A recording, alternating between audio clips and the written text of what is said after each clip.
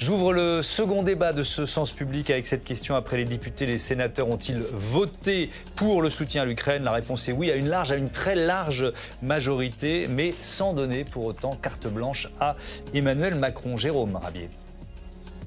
Pour 293 contre 22, le Sénat a donc adopté. Sans surprise, le soutien sénatorial à l'accord bilatéral signé entre la France et l'Ukraine a été massif. Gabriel Attal, qui demandait un vote clair, a été largement suivi. Sur le soutien à l'Ukraine, aucun doute n'a été émis, mais sur la position française, le Premier ministre a tenu à justifier les récentes sorties du chef de l'État sur l'envoi possible de troupes en Ukraine. Le message du président de la République a été très clair. Nous n'abandonnerons pas l'Ukraine et nous n'excluons pas, par principe, aucune option. Nous nous inscrivons dans un cadre réfléchi pour réaffirmer notre soutien à l'Ukraine sans faire la guerre à la Russie et en refusant toute logique d'escalade. Nous ne nous fixons pas de limite face à une Russie qui, elle, n'en fixe aucune. De Bruno Retailleau pour les Républicains à Rachid Temal pour les socialistes, une quasi-unanimité s'est dégagée en faveur de l'accord franco-ukrainien. Mais le patron du groupe LR, comme d'autres, a prévenu que cela ne valait pas un blanc-seing, notamment sur une possible future adhésion de l'Ukraine à l'OTAN, voire à l'Union européenne, et encore moins comme un alignement sur les déclarations d'Emmanuel Macron. Et notre vote est un vote de soutien à l'Ukraine. En aucun cas, un vote de soutien aux déclarations du président de la République ou un vote de soutien au gouvernement. Les choses sont claires et je les prononce ici de façon solennelle. Seul groupe politique sénatorial à s'opposer à cet accord, les communistes ont fait entendre leur voix ultra minoritaire. Ils appellent à un règlement négocié du conflit qui respecterait chacune des conditions des belligérants. Votre gouvernement nous invite à souscrire à l'intensive propagande belliciste. La recherche de la paix, oui, est possible. Tout le monde sait que les négociations s'ouvriront tôt ou tard. Nous ferons tout pour que cesse la boucherie, l'inhumanité profonde que porte en elle la guerre. À noter que les 3 sénateurs Rassemblement national se sont eux abstenus, comme la veille leurs collègues de l'Assemblée nationale, sans empêcher une large approbation de cet accord bilatéral franco-ukrainien sur lequel Emmanuel Macron espère capitaliser. Le chef de l'État qui s'exprimera longuement demain soir sur le sujet. Jusqu'où faut-il soutenir l'Ukraine? On en débat avec Cédric Perrin. Bonsoir. Bonsoir. Bienvenue, vous êtes sénateur LR du territoire de Belfort, président de la Commission des Affaires étrangères du Sénat. Anne-Charlène Bézina, bonsoir. Bonsoir Bienvenue Thomas. à vous, vous êtes constitutionnaliste et maître de conférences en droit public. Le général Christophe Gomard, bonsoir. Bonsoir. Et bienvenue, ancien chef du renseignement militaire. Et Émilie Zapalski est restée à mes côtés, éditorialiste politique. Une première réaction, Cédric Perrin, sur ce vote large du Sénat, 293 voix pour, 22 voix contre. C'est un soutien clair donné à l'Ukraine, ça vous semblait important? Je crois que c'était important que le soutien soit clair, qu'il soit, en tout cas, qu'il permette à chacun de s'exprimer, à donner son point de vue et à dire quelles sont les raisons qui poussent tout un chacun à voter pour ou contre d'ailleurs cet accord, qui je rappelle est un accord et pas un traité. Et donc le fait que Bruno Retailleau, qui est comme d'habitude excellent, explique clairement que ce soutien qui a été formulé aujourd'hui très clairement est un soutien à l'Ukraine et pas aux propos du président de la République est particulièrement rassurant, parce que je pense qu'on a besoin aussi de rassurer l'opinion publique suite aux propos du président de la République de ces dernières semaines sur l'intervention au sol, et puis le fait qu'il persiste et signe, en tout cas, contrairement à ce que son ministre des Armées et son ministre des Affaires étrangères essayent de déminer, entre guillemets. Et donc c'est un vote important et c'est un vote clair. On en reparlera de cette ambiguïté stratégique, pour reprendre les mots du président de la République. Anne-Charlène Bézina, c'était un vote symbolique, sans conséquence pour le gouvernement. Pourquoi ce choix de la part d'Emmanuel Macron? Est-ce qu'il y avait un autre choix? Alors, en matière de politique étrangère, on doit dire que notre Constitution de la Ve République, elle est très exécutive. Elle laisse peu de place, en réalité, au Parlement. C'était important qu'il y ait un débat, c'est même tard, en réalité, dans ce conflit, que le Parlement se saisisse de la question. Alors, on peut regretter d'ailleurs que ce ne soit pas le Parlement qui se soit saisi de la question, parce que ce débat de l'article 50-1 de la Constitution, ça pouvait être les groupes parlementaires qui le demandent. Or, en réalité, c'est le Premier ministre qui l'a sollicité, et c'est même un fait tout à fait traditionnel sous la Ve République, le président qui l'a annoncé avant son Premier ministre. Mais on commence à s'habituer un petit peu à ce type de pratique. L'idée, c'est en effet de permettre des débats sans conséquence, vous le dites, il n'y a pas d'engagement de la responsabilité du gouvernement, on n'est pas du tout dans la logique de l'article 49, mais c'est vrai que par exemple Michel Rocard, lui, a engagé la responsabilité de son gouvernement sur la politique du Moyen-Orient, le Koweït, etc. On pouvait attendre en effet du gouvernement qu'il aille plus loin en matière d'affaires étrangères, ça arrive, c'est arrivé sous la Ve République, mais voilà, ici ça n'était pas le ton. Je pense aussi en effet que les déclarations du président ont appelé ce calendrier parlementaire un peu bousculé, mais je pense qu'il était temps que le Parlement fasse entendre sa voix, la diversité des couleurs politiques aussi sur cette question, parce que la politique étrangère, la défense, c'est quand même quelque chose qui doit concerner le plus grand nombre de nos parlementaires. Bien sûr, et donc on va évidemment reparler des propos d'Emmanuel Macron, mais il faut rappeler que le vote portait, Christophe Gomart, sur cet accord entre la France et l'Ukraine, ce pacte de sécurité signé par Emmanuel Macron et Volodymyr Zelensky. Peut-être en quelques mots nous dire ce que prévoit ce pacte et peut-être s'il peut un peu changer la donne. Je crois que c'est la France était le troisième pays à signer cet accord de sécurité. En fait, son nom l'indique bien, c'est-à-dire qu'en fait, la France s'engage à continuer à soutenir l'Ukraine, à lui fournir de l'armement, des conseils, de l'aide, de la formation. Je crois que c'est essentiellement ça. Mais c'est surtout, au-delà de ce qui raconte ce texte, c'est surtout montrer, c'est-à-dire la volonté française de soutenir l'Ukraine face à l'agression russe. Et je crois que c'est comme l'ont fait les Britanniques, comme l'ont fait les Allemands d'ailleurs, et comme le font d'autres pays. L'idée étant que 27 pays signent un accord de sécurité effectivement avec l'Ukraine. Et derrière ça, qu'on envoie à la Russie. C'est un message. Et derrière ça, c'est sans doute quelle sera l'architecture de sécurité à la fin de cette guerre. Est-ce que ça sera est-ce qu'un vrai pilier européen de l'OTAN, tel que le souhaite le président de la République, ou est-ce que ça sera autre chose? Je n'en sais rien. Mais en tous les cas, c'est, de mon point de vue, un marquant assez fort de ce soutien. Ouais. Pour ouvrir les débats ce soir au Sénat, le Premier ministre a pris la parole, Gabriel Attal, qui a détaillé les conséquences qu'aurait une victoire de la Russie. Une victoire de la Russie, c'est le risque de nouveaux conflits, plus proches encore, plus menaçants encore, et de la prolifération à quelques centaines de kilomètres de nos frontières. Une victoire de la Russie, c'est la perspective de la plus grande vague migratoire de l'histoire sur le continent européen. Des millions de réfugiés ukrainiens et de pays voisins qui craindraient pour leur sécurité encore davantage et se déplaceraient sur le continent. Une victoire de la Russie, c'est un danger direct pour notre sécurité alimentaire. La Russie et l'Ukraine sont les deux plus grands producteurs de céréales au monde. Si la Russie prenait le contrôle des céréales ukrainiennes, elle serait libre de fixer le prix comme bon lui semble en réponse à nos sanctions, menaçant directement nos agriculteurs et le pouvoir d'achat des Français. Voilà, l'énumération de Gabriel Attal était beaucoup plus longue. On a choisi ce passage. Cédric Perrin, quand vous l'avez entendu à ce moment de la soirée, est-ce que ce ton alarmiste vous semble justifié de la part du Premier ministre ? Moi, je pense qu'il faut que l'opinion publique comprenne quels sont les enjeux de cette guerre, tout de même. Et on est bien à l'abri dans un pays, certes tumultueux, mais en paix, aux terrasses de café. On nous explique qu'on est en économie de guerre, alors qu'en réalité, on n'est pas en économie de guerre. Et donc, je crois que c'est bien, de temps en temps aussi, d'expliquer quelles pourraient être potentiellement les conséquences, parce qu'il est bien évident que si demain la Russie devait ou l'emporter ou en tout cas maintenir la situation telle qu'elle est, les problèmes que nous connaissons avec la Russie ne s'arrêteraient pas du jour au lendemain. L'inflation ne serait pas pour autant revenue à ce qu'elle était avant. Les problèmes d'ingérence, de lutte informationnelle, de conflits de commerce international et autres seraient évidemment des sujets qui nous toucheraient de très près.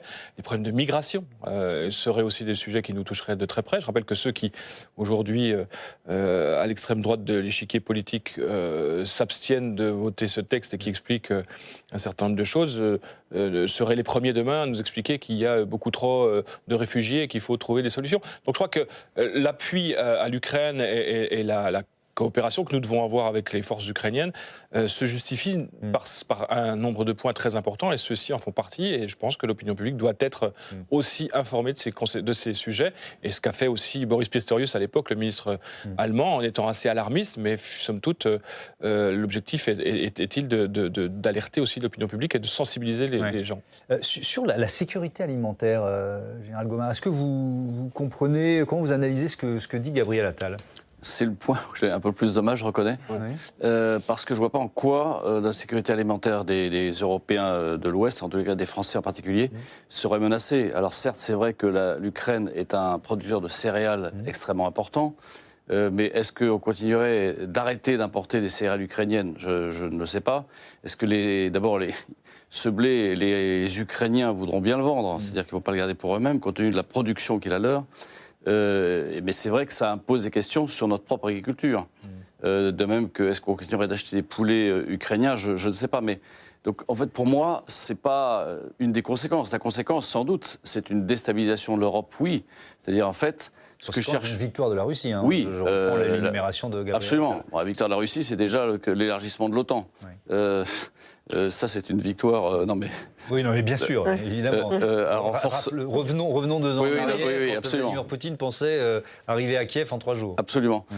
Non, donc, moi, ça me gêne. Bon, c'est son argument. Il a surtout des arguments que je n'ai pas et des informations que je n'ai pas non plus. Mais ça me semble un peu bizarre. En effet, en tous les cas, ce qui est certain, c'est que si... D'abord, c'est quoi la victoire de la Russie, en fait ? Qu'est-ce qu'on définit derrière ? C'est quoi ? C'est la prise de Kiev ? C'est la conservation des territoires déjà acquis ? C'est la prise d'Odessa ? Oui, je crois que ce qui serait bien... Et ce qui manque à la guerre, c'est qu'il faut avoir une stratégie, il faut avoir un objectif. C'est quoi le but de guerre ? Si on se confronte à la Russie, c'est quoi notre but ? C'est empêcher la victoire. Mais c'est quoi la victoire ? Et je pense que personne ne l'a défini réellement, et c'est un peu dommage. Beaucoup de prises de parole ce soir au Sénat. Pendant ce débat, on va essayer d'en écouter plusieurs. Et on a entendu Bruno Retailleau dans le sujet d'ouverture de Jérôme Rabier. Mais il y a un autre extrait qui nous semble intéressant. Il a réexpliqué pourquoi il votait en parlant de la ligne, ce que doit être la ligne de la France, et en utilisant une expression qu'on entend beaucoup depuis plusieurs semaines, l'expression de cette ligne de crête. Écoutons Bruno Retailleau.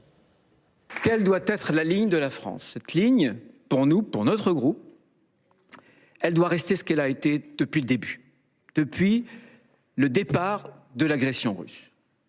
Tout faire pour que la Russie ne gagne pas cette guerre, ne rien faire qui nous entraîne dans une guerre que nous ne voulons pas. Je sais que c'est une ligne de crête. Je sais que c'est une ligne difficile à tenir. Mais c'est la seule que nous puissions tenir. C'est la seule compatible avec l'intérêt de la France et aussi avec nos convictions.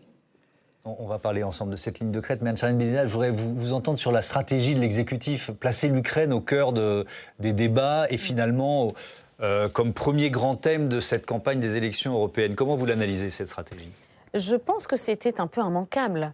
Quand on parle d'Union européenne, c'est quand même l'une des premières fois depuis très longtemps qu'on a revécu dans notre chair cette idée d'un sentiment que proche de nous, un conflit armé était en cours, qu'il y a des pertes, qu'il y a des stratégies au sol, etc. Donc je crois en effet que ça fera forcément partie des thèmes. On nous parle aussi de la guerre en Ukraine et vous avez raison, il faut quand même qu'on arrive à clarifier les conséquences de tout ça. On nous en parle en économie, on nous en parle en agriculture, on nous dit que la guerre en Ukraine est à l'origine de beaucoup de choses. Le projet de loi de finances chaque année, maintenant, relate dans l'exposé des motifs des éléments relatifs à ce conflit armé. Donc la France est impactée, la France est partie prenante. Et on a ce président de groupe qui nous parle de ligne de crête. Mais au fond, c'est très tendancieux pour l'exécutif aussi d'arriver à s'expliquer, s'exposer, sans non plus trop en exposer. On rappelle aussi que tout ce qui concerne les conflits armés, c'est quelque chose de l'ordre du secret. Donc il y a évidemment quelque chose qui est un peu piégeux pour les groupes d'opposition. Je pense que c'était aussi un petit peu l'idée.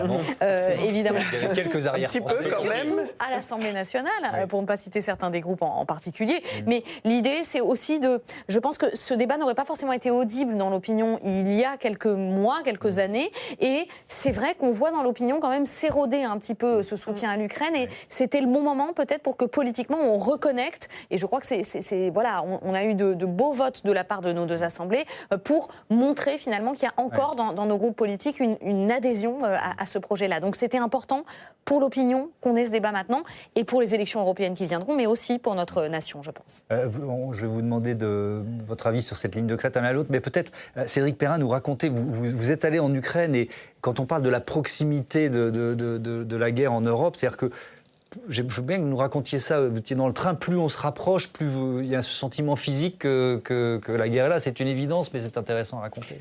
Oui, moi j'ai eu un premier sentiment lorsque je suis allé l'été dernier en Roumanie avec le 1er régiment d'artillerie pour assister à des tirs réels de LRU du côté de Constanța, à 100 km de la frontière, et là des tirs du côté de la mer Noire. Alors on sent déjà un peu une ambiance un peu particulière. Et puis après, quand évidemment on va en Pologne, qu'on arrive à Chelm et qu'on prend le train pendant 10, 12, 14 heures pour aller jusqu'à Kiev, et qu'on est dans un train d'un autre siècle, et qu'on imagine tous les malheurs qui ont dû traverser ces lignes de train avec les différentes fuites de beaucoup d'Ukrainiens, on perçoit évidemment toute la difficulté qu'il peut y avoir à vivre dans ce pays. Kiev est une ville différente, Kiev où on n'a pas le sentiment qu'il y a la guerre, parce que il y a une résilience très importante. Dès qu'il y a une démolition, il y a une reconstruction, et puis il y a une volonté de vivre normalement. Mais on a bien conscience que quand on s'éloigne un peu de la frontière de Kiev, on arrive vite du côté de Bouchra et dans des sites où il y a eu beaucoup de malheurs. Mais si je peux me permettre, je voulais juste rebondir sur ce qui a été dit. Je pense que par rapport à nous, on trouve regrettable d'abord que l'utilisation qui est faite du sujet ukrainien dans le cadre des élections européennes, une espèce de montage, mais c'est le jeu politique.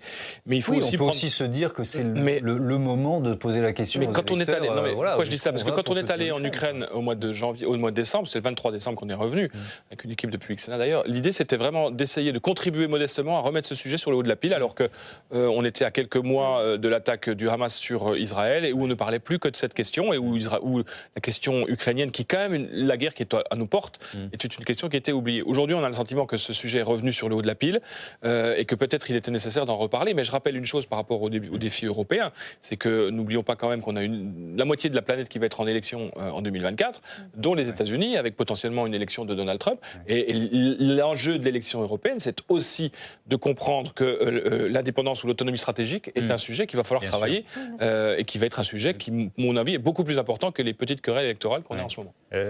Général Gomard, ligne de crête. Et cette idée que on soutient l'Ukraine, on ne devient pas co-belligérant. Comment vous analysez ça, et à quel point c'est tenable dans la durée? C'est mettre en échec la Russie sans lui faire la guerre. Oui. Il y a quelque chose qui ne va pas. Il y a quelque chose qui ne va pas. De mon point de vue, le point de vue de l'ancien militaire que je suis, c'est qu'on ne peut imposer la paix que si l'on dispose d'une armée forte et puissante. Le vrai problème, de mon point de vue, il est là, c'est qu'on parle d'avoir une position ferme face à la Russie. Mais en fait, aujourd'hui, on n'a pas plus augmenté le budget de la défense. Alors on parle d'une LPM qui s'est bien améliorée. Mais là, la loi de programmation militaire. Mais en réalité, elle ne va pas du tout augmenter la masse des armées. C'est-à-dire qu'il n'y aura pas plus de chars en 2030 qu'il y en a aujourd'hui. Il n'y aura pas plus d'avions en 2030 qu'il y en a aujourd'hui. Donc en fait, on voit bien derrière que collectivement, et de manière européenne, si on ne renforce pas nos défenses collectives, alors on va passer à 2% du PIB. Mais je pense qu'il faut passer à plus que ça, en réalité. Alors on va me dire, c'est un militaire qui demande. Non, je pense que si on veut une défense ferme, et si on veut être capable d'imposer la paix, et si on veut être capable d'être cru, eh bien il vaut mieux avoir un gros bâton derrière soi, et ce gros bâton s'appelle la défense. Sinon, on parlera dans le vide, on peut avoir des beaux mots, des jolies phrases, etc. Mais on n'obtiendra pas ce que l'on souhaite. Mais je souscris entièrement à ce qu'a dit le général Gomard. Et on a un budget qui est ce qu'il est, mais qui, s'il avait été continué, si la LPM de 2018 avait continué jusqu'en 2030, on aurait exactement quasiment le même budget. L'estimation était à 385 milliards, donc on n'était pas loin de ça. Mais ce qui est important de mon point de vue, c'est qu'aujourd'hui, on ne peut pas faire les choses sans l'adhésion des Français. On est dans un pays qui est dans une situation financière catastrophique, où la dette a augmenté de 800 milliards, j'ai même du mal de le dire, 800 milliards en 3 ans, où la dette est considérable, et où la santé est dans une situation catastrophique, où l'éducation ne se porte pas vraiment mieux, et où il faut expliquer aux Français qu'on va devoir mettre beaucoup d'argent dans notre défense, alors que ce n'est pas forcément, à titre personnel, leur priorité. Donc il faut être pédagogue, il faut expliquer, et je pense que tous les propos qui sont tenus, pour revenir à ce que vous disiez tout à l'heure, par le Premier ministre, en étant alarmiste sur la situation, doivent aussi permettre de faire comprendre à chacun que si on veut la paix, il faut préparer la guerre. Et que pour être fort, fort et pour peser, il faut être en capacité de dissuader un adversaire de nous attaquer. Et je pense que tout ça, c'est aussi un scénario qui permet aussi de sensibiliser les gens à ces questions. On aura besoin de l'opinion sur ces sujets. Et justement, c'est sans doute aussi pour ça, souci de pédagogie, que Emmanuel Macron va, Émilie, s'adresser aux Français demain, notamment au sujet de l'Ukraine. Oui, parce que le chef de l'État a semé le le doute, hein, on en parlait tout à l'heure, et l'inquiétude en brandissant l'idée de troupes françaises sur le sol ukrainien. Et si l'opposition, et vous en êtes le témoignage, s'est montrée très inquiète hein, face à ce président qualifié parfois de va-t-en-guerre, on n'a pas besoin d'un George Bush à la française, a même dit Fabien Roussel, en allusion évidemment au conflit irakien. L'opinion publique, elle est tout autant effrayée par ces propos. D'après un récent sondage CSA, 76% des Français se montrent fermement opposés à l'idée de troupes au sol en Ukraine. On peut dire qu'il y a un quasi-consensus hein, contre l'intervention militaire, avec la peur évidemment d'une escalade, d'un conflit direct avec la Russie, d'un conflit mondial aussi bien. Alors, si on essaie de se projeter sur cette intervention aux 20h de TF1 et France 2 demain, il y a quoi, l'objectif de rassurer peut-être les Oui, Français? alors c'est toujours difficile de savoir avec Emmanuel Macron, hein, parce qu'il tape toujours là où on ne l'attend pas, finalement, et parfois avec succès. Dans la tête d'Emmanuel Macron. Voilà.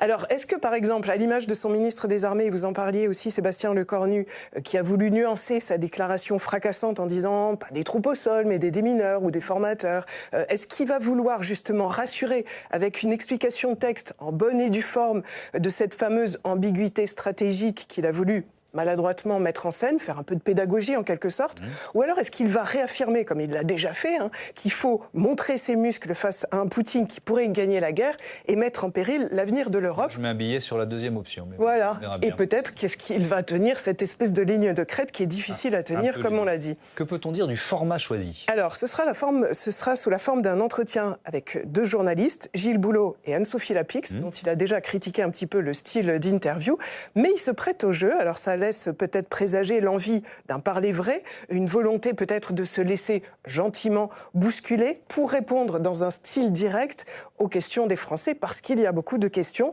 Une allocution officielle finalement très formelle depuis l'Élysée, ça aurait peut-être un peu trop encore dramatisé ce moment, alors qu'il y a des inquiétudes au sein de la population. En tout cas, le chef de l'État, il va falloir qu'il soit convaincant, parce qu'au sein de l'opinion publique, ça bouge. Hein. Le soutien affiché à l'Ukraine commence, et ça c'est nouveau, à flancher. Alors, vous avez des sondages. Le sondage est là. 39% des Français estiment que la France doit continuer à soutenir financièrement l'Ukraine comme elle le fait actuellement. Attention, c'est 11 points de moins qu'en juin 2023. Même chose pour le soutien militaire. Ils sont 43% à penser qu'il faut continuer, mais c'est 9 points de moins que l'année dernière. Et les sondeurs parlent même d'un moment de bascule qui pourrait avoir lieu dans l'opinion publique, jusqu'où, en fait, on soutient l'Ukraine en fonction de l'issue qui est un peu inconnue. Pas sûr que les Français soient plus inquiets de voir la Russie se diriger vers la victoire que de voir leur pays entrer plus directement dans cette guerre. Et puis Emmanuel Macron va peut-être aussi s'adresser à Vladimir Poutine. Forcément, un passage télé, hein, c'est toujours un moyen de s'adresser par médias interposés à son adversaire à l'international. C'est d'ailleurs ce qu'a fait Poutine aujourd'hui même aux médias d'aujourd'hui, aux médias d'État. Il a déclaré il a fait une déclaration assez menaçante qu'on sent pas mal adressée à la France. Donc objectif pour Macron, il y en a beaucoup hein, quand même pour demain soir. Ne pas sembler mollir face à la Russie, rassurer sa population, tout en, et on l'a dit, confrontant son adversaire numéro 1 aux européennes, à son soutien dangereux à Poutine. Donc bon courage, ça va être assez musclé de faire tout ça en même temps pour un seul entretien de 30 minutes. On évacue peut-être rapidement la déclaration de Vladimir Poutine aujourd'hui, parce qu'il a de nouveau brandi la menace nucléaire. Bon, voilà, rien de nouveau sur le soleil de Moscou. C'est une grammaire. Oui, c'est une grammaire, mais en fait, il ne la brandit pas. C'est pour ça qu'on peut aller vite. Il réexplique la doctrine russe. On ne veut pas l'utiliser. Il réexplique la doctrine russe, qui en fait, c'est l'ambiguïté stratégique dont on parlait juste avant. Voilà. Bon, rien de nouveau sous le soleil. Il y a quelque chose qui est rassurant en vous écoutant, c'est qu'il semble qu'il y ait quand même un conseiller communication à l'Élysée. C'est déjà ça. Voilà, rassuré. La question centrale de notre débat, c'est jusqu'où faut-il soutenir l'Ukraine? Qu'est-ce que vous répondez à ça, Cédric Perrin? D'abord sur l'autonomie, sur l'ambiguïté stratégique, pardon. Oui. Ce que je trouve assez compliqué à comprendre, c'est qu'il veut maintenir une ambiguïté stratégique, et finalement, en tenant les propos qu'il tient sans avoir consulté nos alliés il y a 10 jours, il oblige nos alliés à sortir, eux, de l'ambiguïté stratégique. Ce qui est assez paradoxal. Oui, mais je trouve qu'il y a eu des faits, on a vu la Pologne, les Pays-Baltes... Oui, mais ça veut dire que chacun a expliqué à Poutine qu'il était hors de question, pour la totalité des autres pays de la France, qu'il était hors de question d'intervenir au sol. Donc il n'y a plus d'ambiguïté stratégique du tout. Donc ça, c'est quelque chose d'assez surprenant. La Pologne et des Pays-Baltes. Enfin, la Pologne et les Pays-Baltes sont dans une situation un peu différente de la France. D'ailleurs, le Premier ministre polonais Polonais là, est en train de passer à la manœuvre pour essayer justement de rabibocher, on va dire, les Français et les Allemands, et donc c'est important. Jusqu'où? Moi, je serais tenté. Moi, je suis très inquiet parce que je pense que Poutine, si Poutine devait l'emporter, il imposerait la paix des vainqueurs et pas la paix des perdants. Après la Deuxième Guerre mondiale, ceux qui ont imposé la paix, c'était ceux qui ont gagné. Je ne suis pas sûr que l'Allemagne et les 20 milliards de Deutschmark qu'elle a dû payer lui étaient très favorables. Donc il est bien évident que si Poutine devait négocier une paix, elle ne serait pas favorable.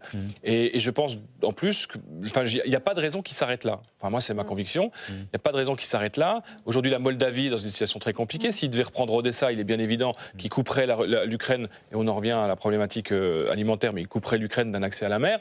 Et puis les pays baltes. Moi, vous savez, je le dis depuis quelques jours, on a reçu avec Gérard Larcher, la présidente du Parlement de Lituanie, et je lui ai dit, j'ai fait mon mea culpa, parce qu'en fait, je suis à l'Assemblée parlementaire de l'OTAN depuis maintenant 2016, et depuis 2016, on ne cesse de dire à nos amis élus des pays baltes qu'ils en font beaucoup trop, que leur paranoïa anti-russe est quand même pas très réaliste, et que notre ennemi est au sud et n'est pas à l'est. Sauf que finalement, malheureusement, l'histoire leur donne raison, et c'est eux qui étaient dans la juste réalité des choses. Et je pense qu'il faut être très prudent, et que demain, évidemment, il n'est pas question de dire que la Russie va attaquer la France. Enfin, à un moment donné, il faut être réaliste aussi. Oui. Mais les pays baltes sont en grand danger, et je rappelle que les pays baltes sont membres de l'Union européenne, qui a un article 42 qui, comme l'article 5, oblige à une solidarité en matière de défense, et la Moldavie, qui n'est certes pas encore dans l'Union européenne, est candidat à l'Union européenne. Oui. Et donc, les conséquences d'une éventuelle défaite de l'Ukraine et d'une poursuite de Poutine dans sa volonté de reconstituer son empire peut potentiellement avoir des conséquences pour nous, parce que dans cette situation-là, c'est plus les Ukrainiens qui seraient au front, ce seraient les Européens directement. Ouais. Alors je reprends évidemment la déclaration d'Emmanuel Macron sur l'hypothèse, envoi de troupes au sol, etc. Un point constitutionnel, c'est-à-dire que dans ce cas-là, est-il obligé, le chef de l'État, de passer justement par le Parlement, d'obtenir un vote ou pas ? Non. Non. Au bout de quelques jours seulement, et ça seulement depuis la révision de 2008 de notre Constitution, c'est l'article 35.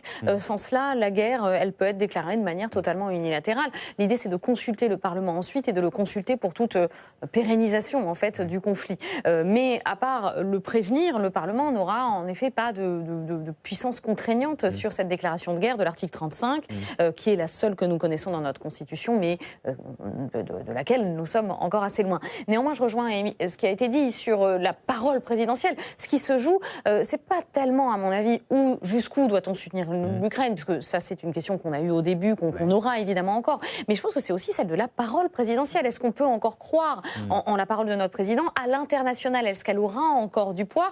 Parce que si finalement sa déclaration apparaît aussi isolée qu'on en a l'impression aujourd'hui, c'est quand même très mauvais pour nous aussi, puisque dans le droit international, il vaut mieux quand même arriver à parler avec une parole confortée, notamment avec des coalitions. J'entends vos arguments à l'une et à l'autre, mais ça nous oblige, ici en France, mais aussi dans les autres pays européens, quand même à se poser cette question, quoi. Peut-être à sortir d'une sorte d'angélisme, vous voyez ce que je veux dire, en disant, bon, bah, c'est une guerre, on y est, mais elle est quand même encore assez loin, elle ne nous touche pas vraiment. Bien sûr, notamment à conforter cette idée de la ligne de crête, qui, on l'a dit, est quand même très fragile. Donc, je crois que demain, il y a un véritable enjeu de crédibilisation autour des propos d'Emmanuel Macron. Il faut encore qu'il arrive à imprimer, qu'on comprenne finalement quelle est cette ligne, et aussi qu'on conçoive que ce conflit est amené à durer dans le temps. Donc il faudra lui trouver des issues nationales, des solutions de crise financières, politiques, etc. Donc je pense qu'il y a vraiment un grand enjeu d'engagement personnel. Demain, on l'a dit aussi, un enjeu politique avec son adversaire, mais voilà, personnel et international. Alors on va voir ensemble ce que nos voisins européens ont fait, consultation du Parlement ou pas. J'invite Mathias Arrez à nous rejoindre. Rebonsoir Mathias. On va rappeler donc l'information principale de cette soirée. Le Sénat a également approuvé cet accord bilatéral de sécurité après l'Assemblée hier. Alors, on le redit, on l'a évoqué rapidement, mais ce vote est-il engageant ? Eh bien, il s'agit d'un débat qui avait été déclenché dans le cadre de la procédure que prévoit l'article 50 alinéa 1 de la Constitution. Dans sa lettre, l'article dit la chose suivante.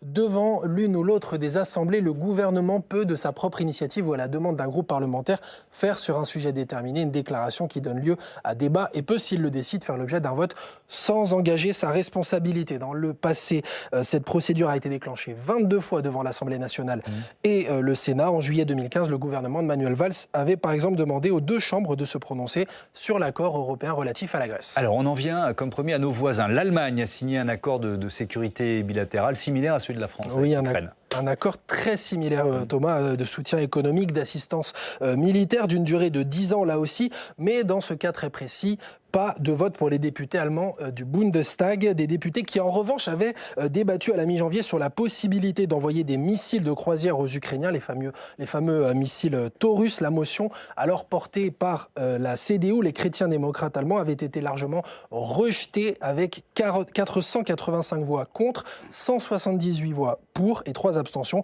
Une illustration, s'il en fallait, de la position complexe de l'Allemagne. D'autres pays ont-ils tenu de tels débats ? Et quel pays, le premier partenaire de l'Ukraine dans cette guerre? Les États-Unis. Des États-Unis où persiste la lutte intestine entre les démocrates du camp Biden et les républicains inféodés à Donald Trump qui tiennent la Chambre des représentants et qui, depuis novembre dernier, bloquent une très grosse enveloppe d'aide aux Ukrainiens.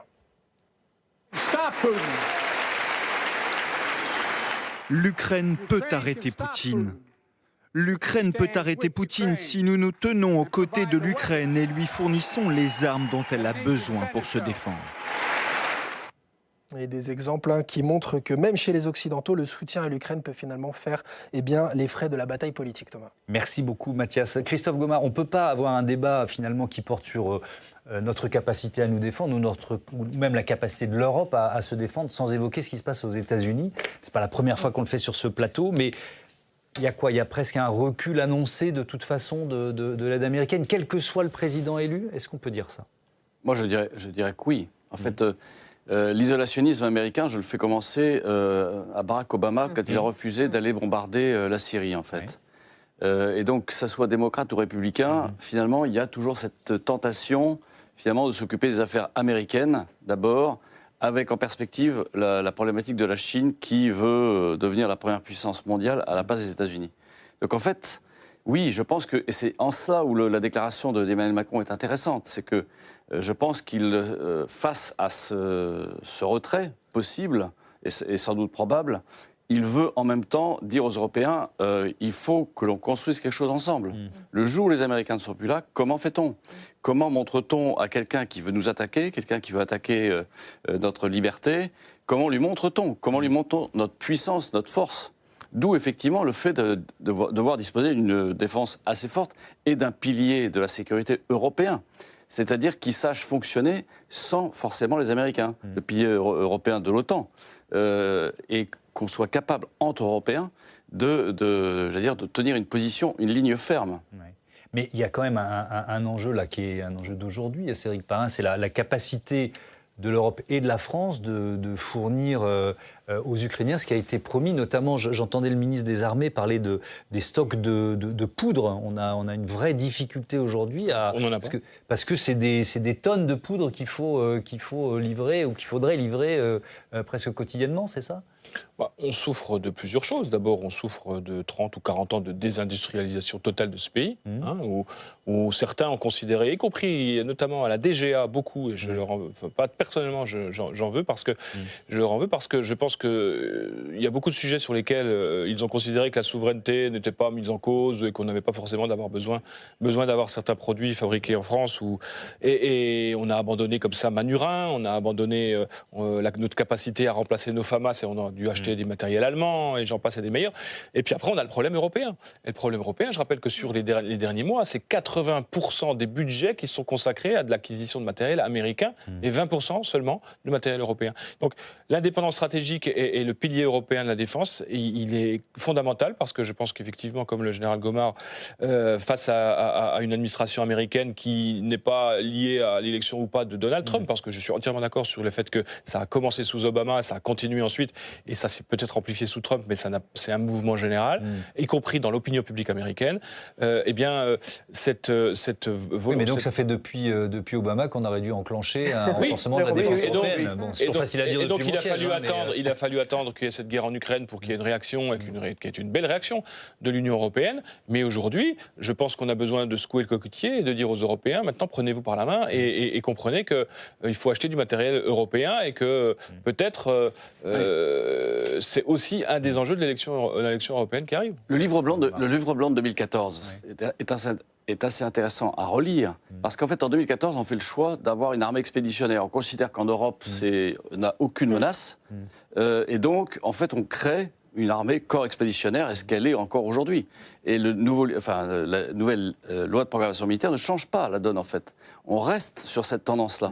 C'est-à-dire qu'on n'a pas pris en compte le fait, effectivement, d'avoir notre propre industrie. La poudre, on l'achète en Australie, par exemple. La cellulose pour les obus, on n'en fabrique plus en France parce que, à cause des problèmes environnementaux que ça cause. Donc, en fait, il y a plein de sujets. On est incapable de fournir en munitions les Ukrainiens aujourd'hui. On fabrique, je crois, 3 000 obus par mois. 30 000 par an. 30 000 par an. Et ils en consomment combien par jour? 5 000 par jour. 105 à 10 000 par jour. Bon, voilà, donc donc en fait, l'équation, ça ne fonctionne pas. Oui, et c'est là où, en fait, aujourd'hui, on soutient, mais jusqu'à quand pourra-t-on soutenir? Et les Russes en ont fabriqué 2 millions en 2023, ils projettent d'en fabriquer 3 millions en 2024. Allez, je reviens aux débats qui se sont déroulés au Sénat pour vous proposer, et ça sera notre dernier très court chapitre ce soir, d'entendre Claude Malhuret, le sénateur de l'Allier, président du groupe Les Indépendants, République et Territoires. Et il a su trouver les mots pour caractériser l'attitude du Rassemblement national. J'entends Jordan Selfie, dents blanches, haleine fraîche, le Ponce Pilate de la guerre en Ukraine, nous expliquer qu'il faut fixer des lignes rouges par lesquelles nous désignerions à l'avance les limites de notre soutien, alors que la Russie, elle, n'en reconnaît aucune. Ce gamelin du Dniepr prétend être un jour Premier ministre de la France. Je lui suggère une économie considérable pour notre pays endetté, supprimer le budget des armées et le remplacer par un répondeur téléphonique au ministère de la Défense qui dirait « Message à l'armée russe, ne tirez pas, nous nous rendons ». Je reviens sur le vote d'hier à l'Assemblée nationale, Anne-Charlène Bézina, puisque d'ailleurs les 3 sénateurs Rassemblement national ont suivi la même consigne. Les députés RN se sont abstenus. Alors évidemment, on n'est pas dupe des arrière-pensées politiques d'Emmanuel Macron, mais quand même, on est au début d'une campagne européenne. C'était peut-être le bon moment pour savoir qui fait quoi, qui vote quoi et qui est prêt à soutenir l'Ukraine. Vous voyez ce que je veux dire? Alors, c'est certain que c'est quand même un moment de délicatesse pour ce mouvement politique, puisque il y a en quelque sorte des masques qui tombent, pour paraphraser ce qu'a dit, il me semble, la porte-parole du gouvernement d'ailleurs, puisque on est aujourd'hui dans un conflit qui... On l'a dit, via un conflit avec la popularité, etc.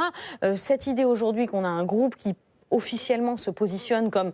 Alors, certes, c'est pas du contre, mais c'est de l'abstention, ce qui signifie quand même qu'on est vraiment sur une position ambiguë. Ça met encore en lumière et ça ravive, je pense, la question des amitiés franco-russes avec le financement qui colle en fait à ce parti-là. Donc je crois vraiment qu'ils ne se sont pas servis ni hier ni aujourd'hui et que cette consigne de vote, elle clarifie quand même un petit peu les positions de chacun pour les élections européennes. C'est sûrement quelque chose sur lequel ils auront assez longuement, à mon avis, à se justifier parce qu'il y a l'opinion qui demande des comptes aujourd'hui. C'est vrai que l'abstention, c'est une façon de fuir ses responsabilités. Je pense complètement. Mais on est habitué avec le Rassemblement national. Sur la réforme des retraites, ils n'ont pas pris position. Sur l'Ukraine, ils ne prennent pas position. Sur tous les sujets qui sont clivants, ils ne prennent pas position parce que par définition, leur électorat vient autant de la gauche que de la droite. Il n'y a pas que des gens qui sont racistes, il y a des gens qui en ont ras-le-bol de plein de choses. Ils agglomèrent un électorat qui vient de la gauche et de la droite. Et dès lors qu'ils prendraient une position sur un sujet ou un autre, ils s'empêcheraient de parler à une partie de l'électorat qui les quitterait automatiquement parce qu'elle ne serait plus d'accord avec eux. Donc ils ont aujourd'hui une solution qui est la solution de facilité, ne pas prendre position, s'abstenir et ne pas vraiment dire s'ils sont pour ou contre, mais bien au contraire, en bon normand. Et donc là, effectivement, les masques tombent petit à petit. Je ne suis pas persuadé que ça permette de les faire bouger beaucoup dans l'opinion publique.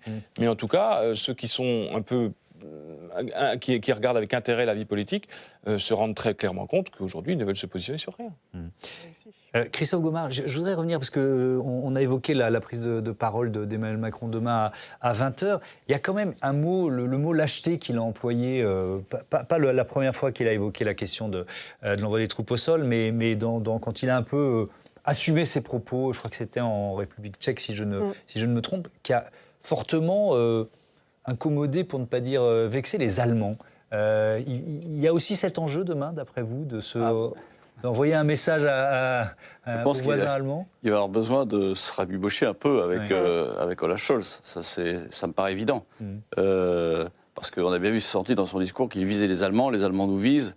On est à une période, non pas de tension, mais en tous les cas, on n'a pas du tout la même vision de la suite du conflit ou de la manière de soutenir l'Ukraine. C'est là où ça va être intéressant, de mon point de vue. Il a tout intérêt, effectivement, à le dire. Le mot lâche, c'est comme...